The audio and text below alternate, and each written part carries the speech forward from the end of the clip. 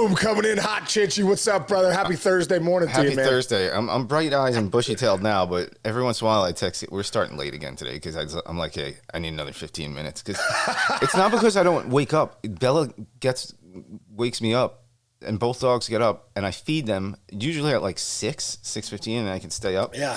Sometimes she gets up. She got up at like 5 today, and I needed my sixth hour of sleep. So I was like, oh, dude. That's why I texted you at like 6:30. And I'm like, I just need a little more time. How many hours of sleep do you need, bro? Like, what's Rich Cinciamino? He wakes up, he's like, boom, I'm on all cylinders when I get this many hours. All cylinders, I would say, is 7. 7 is like the hot spot because 8, I wake up groggy. 6 is like 6 is functional. Anything under 6, I'm a zombie all day. Yeah. What about you? Yeah, dude, I'm 7.5. I track my sleep every night with this Oura Ring. Yeah. When I get 7.5, I'm right on time. I got over 8 last night. I got 8:11 last night. Is that too much for you? Does that make you tired? No, it's not too much. But like one thing I noticed is like deep sleep is so important. Like the first, like, you get your deep sleep at the beginning and your REM sleep at the end. Yeah. And my deep sleep, I just got to do a better job at like turning my electronics off before bed. Yeah. Making sure, I got a routine before bed, so just sticking to the routine. But I think the first 3 nights, like working MLB Network this week, like just working the late shift twice in those 3 nights, like, dude, we didn't go on the other night till 1:30 in the morning, bro. Oh, I'm in double deep sleep at that point. You know what I mean? Like I'm not usually up talking about, hey, look at Trey Turner's swing. I'm usually like, I'm sawing logs, And you don't drink coffee, right? Or do you? No, I do, but decaf. Oh, well, that doesn't count. Yeah, it does. Yeah, it's like coffee ice cream. I have coffee ice cream. All right, well, let's get right to it. There were 2 games last night. Let's start Phillies Braves. Your thoughts there? Well, you know what? The Phillies came out and took that first blow and got a big win. 7-6 win in Atlanta. Get out of there 1-1. I mean, the Phillies are happy about that. The Braves obviously had to win. It was really a pitcher's duel. Kyle Wright came out with some dominant stuff, but so did Zach Wheeler for the Phillies. It was a back and forth, pretty much game the whole time. You go Wheeler's line 6 innings, 4 hits. He gave up 3 runs, but late in the 6th inning. And then Wright was legit, man. 6 innings, 2 hits. That's crazy. 6 punch outs, and then the bullpen came in and did the rest. I mean, those guys are legit. But Matt Olson's the guy right now that's hot for the Braves. Drove in another run yesterday, hit a rocket that thought, as a first baseman, Rhys Hoskins, I don't know if you saw it. It was 0-0 game in the 6th. He hits a bullet to Hoskins. Hoskins anything hit to your right as a right-handed first baseman, that's a bullet. You want to go down. Hoskins went down on the ground for a backhand. And, it's funny because when you watch it, like, oh, man, could he have, got in front of it more? But at the end of the day, brother, it is happening so fast. Yeah. That ball is hit so hard. And so it's like, it looks like he has more time than he does. He just didn't make the play. Turned out then Riley does the swing and bunt, and then it's 2-0, then it's 3-0. It was just too much for that, what the pitching was throwing out there. So 1-1 going back to Philly. I know the Philly fans will be jacked up, boy. baby. They're going to be nuts. They will be fired up. And I'm excited too. When you see games tied 1-1 for fans, man, let's go. It's something that. Yeah, it's fun to tune into because it's a best of 5 series. So now it turns into a best of 3 series. It's just a lot of fun. Yeah, anybody's ball game now, honestly. Playoff baseball, yeah. 1-1. Anyone's ball game. Phillies go home happy with the split. I mean, come on, right? Oh, you Not kidding me, dude? Yeah. You're in Atlanta. You're the visiting team, and you're playing the best. They're the best team in baseball as far as like in the last 4 months. So to come out of there 1-1 split, that's a victory. Yeah. Now big time. Go to the other Big series. Time. Exact same thing you could say for the Padres. Tied it now. Series is 1-1. Big. Huge win for the Padres. Huge, man, huge. I mean, the Padres to come out of that with 1-1 going back to San Diego. They've faced, going into last night, they have faced the Padres 20 times this year, 15-5. I think they might be 16-4. Wow. 16-4. Yeah, 16-4. Dodgers 16, Padres 4. So for the Padres to get that win, and I'll tell you what, man, the Padres look like they got a little swagger right now. I think playing that first series, that's what I mean. Like, we're going to see with this wild card, how it sets up because, those guys, I still think there's a little rust on the teams that sat a little bit. I know that the Astros just barely got out of game one. Yeah. They had to, rely on that 3-run homer by Yordan Alvarez. Mariners came out hot. Phillies came out banging right away. The Braves couldn't recover, so they got that first win. Who says you can't go for bold without going broke? With the brands you want, the prices. Sorry, what everybody. Do we got? Is it freaking Chinch, is that a new commercial? ESPN autoplays things, man. Down on ESPN's autoplay. Don't tell me what I got to watch. Damn it. Sorry. Yeah, come on. Don't just come on my broadcast and tell us what's going on here. It was some woman in a kitchen dancing. I don't know. Sorry, everybody. All right, keep going. I love it. No worries, dude. It's funny, because I think when you look at Kershaw last night, he gave up the home run to Machado right out the gates. Then he, just had traffic on the bases all night, didn't seem really sharp. He really had to navigate those first 3 innings. I think he gave up, he gave up 3 runs in the first 3 innings, and then he settled down. But it was, sometimes it's too late. The Dodgers came back, put up 3 in the first 3 innings too. So it was 3-3 till the 6th. Padres scoring the 6th, Padres scoring the 8th on that Cronenworth homer. So you got to give these guys credit, man. Manny Machado, you talk about star power. I always say in the playoffs, the stars got to come out. The stars have to come out. And when you look at that lineup, Manny Machado continues to come out, right? Homers at the beginning, hits another RBI double later in the game. So, hey, the Padres are for real. 1-1 going back. Darvish went 5 innings, gave up seven hits and 3 runs, did his job. And then, the big thing was Hader came in. Josh Hader came in, their big acquisition from the Brewers a few months ago, kind of scuffled down the stretch, started getting it going in the last couple weeks, comes in for 1 1/3 inning, 1 hit, punches out 1, gets the save. So 2 things. One, Darvish, he came in with so much hype, and he's had a really strong career. When he's on, can go up against any number one. Any number one. You see it there, right? So that's one thing you got. The other thing, we were talking before we started recording, the Padres, you forget how, they got Manny Machado first so much before. So then Tatis comes on the scene, and it's no, Tatis is the best player in the baseball, blah, blah, blah. Machado's just sitting there hitting 35 and 120. And then it's this year, they go get Soto. No, Soto's the best in the game. Okay, Soto starts, he does nothing all season. And here's Machado, for 35, 100. Every year, Machado might be a top 5 player in the game.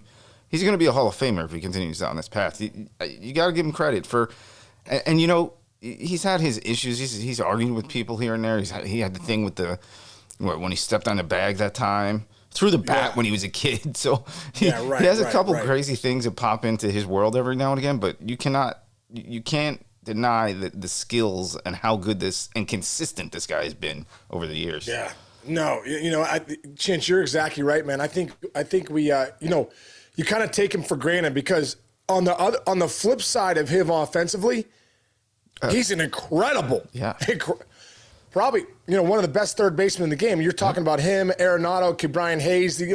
He's in that conversation. When you watch the Padres every night and watch what Machado brings every night, that's when you're like, okay, this guy's legit. And I think one thing I love about Manny Machado. If how many games did he play this year, Chinch? Because I got it right here. Yeah, because 150. For me, there you go, dude. There you go. For me, as a teammate, as a guy, even like Adam Dunn, you look up at, oh man, Adam Dunn, no, dude, this guy plays 162 games or 160. You play 150 games a year, that's a ton. That should be the standard for big leaguers. 150 and above is that means you're showing up every night. So this guy's reliable to his teammates, and that's why he's so good, because whether he's going good or not, he's showing up. And, that's what I love about it. Plays the game hard, plays the game right.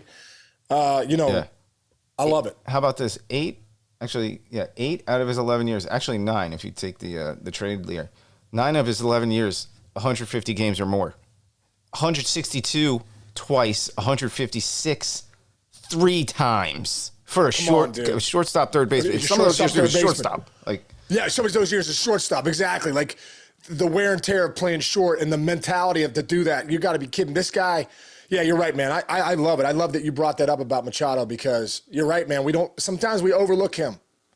But then you go, oh, they got all these guys in San Diego. Juan Soto, we just traded the 6 freaking farmhands for this guy. Yeah. He's going to take us to promised land. He's been invisible. Juan Soto's been invisible. Where's he gone? Hey, he's a great walker. Who cares? We need guys to drive in runs. We need you to be a run producer. Like Manny Machado continues to drive in runs and be a run producer and be the guy. You know what I mean? So I love it. Fun team to watch, dude. Fun team to watch. Going to be a fun series. Hey, so moving on to the old football. Yeah. So we were talking. I love that you're the football expert now because it's all you do is football. It's all I do. It is all I do. So listen to this. Hey, really quick. Do you do the show? I saw on the 33rd team. I follow you guys on Instagram and stuff like that. It's such great stuff, dude. That stuff Thanks, Matt Castle had the other day, the video you sent me when he was holding the football. Yeah. I learned so much showing it, how to grip the football and stuff. Yeah. What about, have you worked with Michael Vick yet? Yeah, well, we just had, this is probably what you saw. Michael Vick did like a half-hour interview with Chris Johnson. Remember Chris Johnson? 4-2-40. Yeah, they just...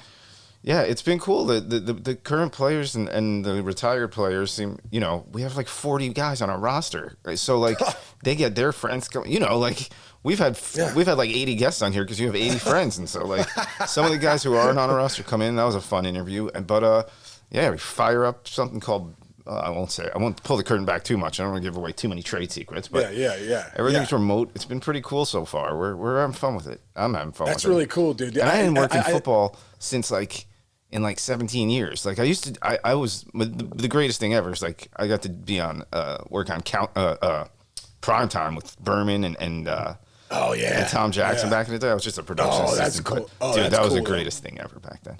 But so that was the greatest show. Yeah. So we had not come up with any topics yet, but I just found a great one for you. All right, what are you doing this Sunday? That's my question. Are you going anywhere? Do you have like an event? Dude, I haven't. I'm going to the Steeler Tampa Bay game. Oh, that's what I was going to I'm like, you got to go to the game because Brady. I haven't been to a game in 4 years. Right, you're going to be able to see Tom Brady. Oh, wow, this is perfect. Bro, I'm grinding so bad though. Listen to this. I'm trying. I got so many buddies that have tickets, and I call them, "Hey, bro, any chance?" Because my sons are coming home from college. I just found out too. Andrew and Jake. Well, I got to get 6 tickets. I got my buddy Kevin Mahoney coming in. Huge Steeler fan. I got Mayhem. So I'm trying to get tickets. I'm trying to get 6 tickets, dude. Even though the Steelers are garbage right now, you can't get 6 tickets because Brady's coming into town. It's incredible, dude. So I went on StubHub the other day. I called my one buddy who's a ticket broker. I'm like, bro, I need 6 tickets, and I need them down below because one thing about me, Chance, like, dude, I'm a very simple man, but I am a ticket snob. No, I get that. Because after being in the dugout and stuff, like I go to a game. Yeah, go in the nosebleeds. Yeah, I remember I went to a Pitt basketball game right when I was done playing. I was in the nosebleeds. I'm like, never again am I coming back here. Like $25 tickets, get me down up front on the court. I hit all those balls in the gap all those years. I want to be in the front row. That's so funny. I wonder during that game, did nobody bother you? Because people are probably like, that can't be Sean Casey. He wouldn't sit in these shitty seats. Yeah, they're like, there's no chance he's up here. I'm like, yeah, it is. I'm up here, baby. That's funny. But so, dude, I called my buddy down below. So how much do you think? Ooh, so this is a funny. ticket each. So I mean, it's nothing crazy. I'm not like front row, but I'm like 50. I'm probably at the 20-yard line, 30 rows back. What do you think one ticket's going for right now?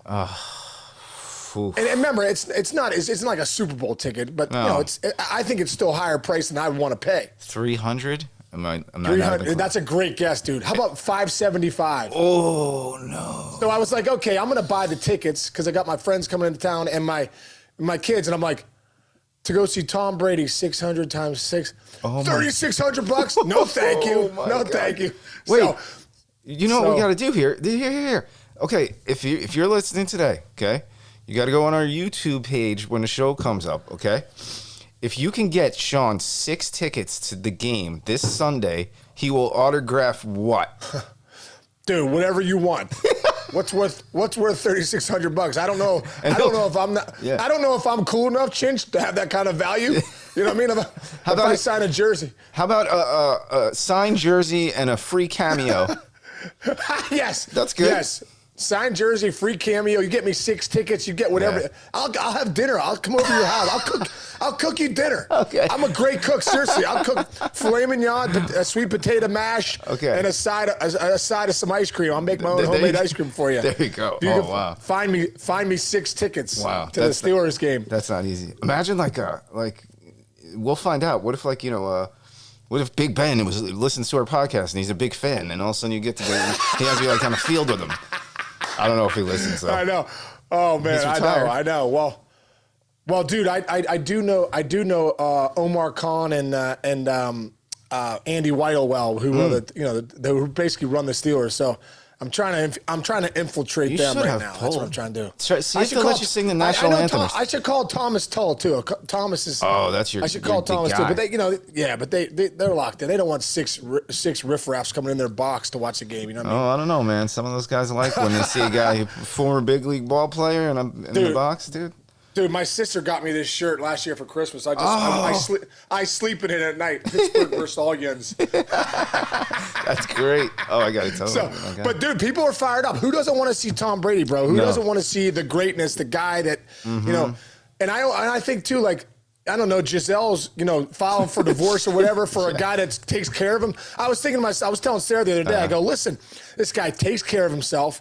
He goes to bed at 8, talk about sleep. He goes to bed at 8:30 every night. He eats freaking walnuts and whatever, Oats and shit. Grass-fed steak, like it's going out of style. Yep. He's still one of the best players in football. Hey man, that eventually runs out. Yeah. But why not do it as long as you can do it? Well, especially if you become single again. What else? Next thing you know, the world's your oyster again. Oh, oh man, that's terrible. People are probably rooting for him to get divorced, and so that he signs a new 3-year deal or something. That's terrible. Well, but But I hope that works out, though. I hope they figure that out. I always hate that stuff. You always hate hearing that stuff. 2 other huge matchups. Probably these are great. This is a great time of year for this. Bills Chiefs. Sunday at 4:25. Dude, you think the Bills have had this circled since last year when they had 13 freaking seconds left when Josh Allen went down and just sliced and diced them, and next thing you know, a pass to Tyreek Hill, they're in freaking field goal range and they kick a field goal. That was painful, dude. I'm not a Bills fan, obviously, but I did play in Buffalo. Right. I love the Bills fans there. They're so supportive. Dude, we came home, we won the championship with AAA. Oh, Jesus.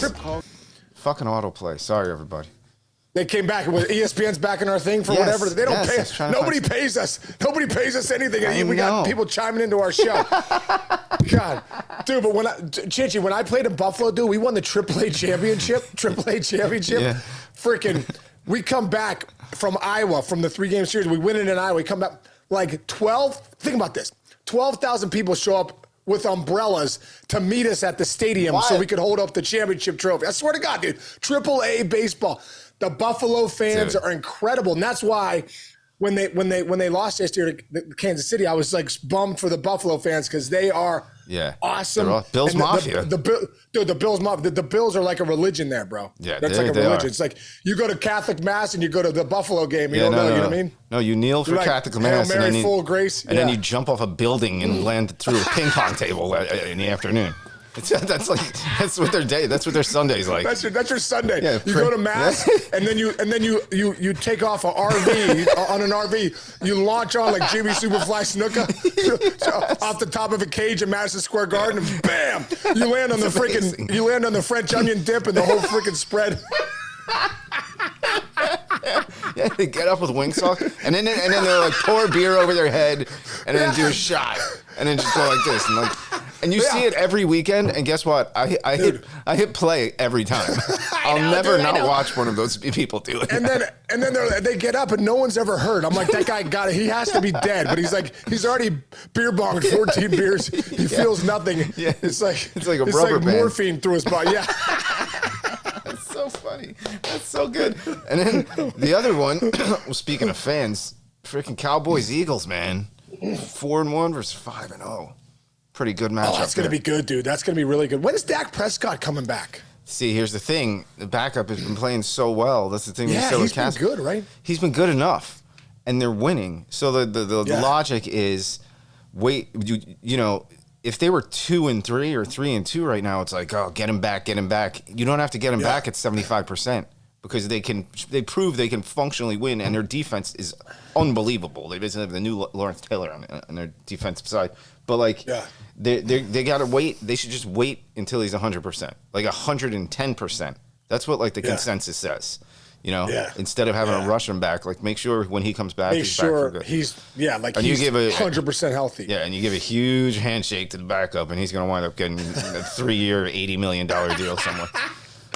It's like Garoppolo back in the when Brady went down and Garoppolo starts wheeling deal. Next thing you know, he's the highest paid quarterback for the Niners. You're like, what? I know that's that's what happens. Yeah, that's what happens. Yeah. Oh, dude, actually, I was watching this. It was like the Barstool guys were interviewing. You remember Blake Bortles, great college player? Oh yeah. Had a couple good years in the pros, but like they gave him like a huge contract, or whatever. But so he's on with like these Barstool dudes, and you know those guys like curse up a storm and they say anything. And they're like, hey. So real quick, do you know how much money you made? Do you know how much money it says you made? He's like, well, the last contract. He's like, yeah. And Bortles is just sitting there, and he seems like a pretty cool guy. And he's like, well, I know, whatever. He's like, taxes, I'm not really sure. He's like, can you tell me? He's like, what? How much did I make? And the guy goes, $45 million. And he's like, oh, yeah. And he's like, damn right, I did. And they're like, yeah, what are you saying? He goes, I say, suck it, nerds. And that's what Bortles said. Is that what he said? Yeah, because he got ripped so hard for that contract, and then he was out of football the next, a couple years later. But like he's sitting there, it was so great. He's sitting there with a smile on his face, like, "Yep, stole your money for 6 years. How about that?" Like I love his attitude, right? And he was good enough to get $47 million. Like it's freaking. It's hard to play in the NFL. It's hard to play professional sports. Like $47 million. He had some good years with Jacksonville, right? Absolutely. Yes, he absolutely did. He's a good player, and he doesn't fit into these like schemes they do now. Whatever. Good for him and his $45 million. You pay me $45 million, I'd be smiling left and right. I never stop smiling. Chicks, one of these days we're gonna be so big, we'll be getting $45 million. We won't be having ESPN chime in for free into our freaking. I know. I gotta stop pressing the buttons. Well, speaking of $45 million, all the people out there, if you keep subscribing and downloading, Chinch and I are actually going broke. Yeah. We actually are in trouble with the rent. I don't know. You might see me in my shed here soon if we don't freaking start getting some subscribes and downloads. Yeah, I know. Yeah, forget about it. Yeah. Actually, you might just have to give him those tickets to the Pittsburgh game for free. I don't think he can afford to sell a jersey because he's only got 5 shirts left from all the scrambling we'll be doing the last year and a half. All right, exactly. So that's that. All right, good Thursday, man. Good Thursday. All right, Chinchy, man, you got your 9:00 meeting in 2 minutes, brother. Yep, and I do. Love you, man. Great seeing you like always, and I'll see you tomorrow, dude. I love doing this every day. Let's go. All right, Let's go. All right, everyone out there, have a great day. Let's get it. See you, buddy. See you.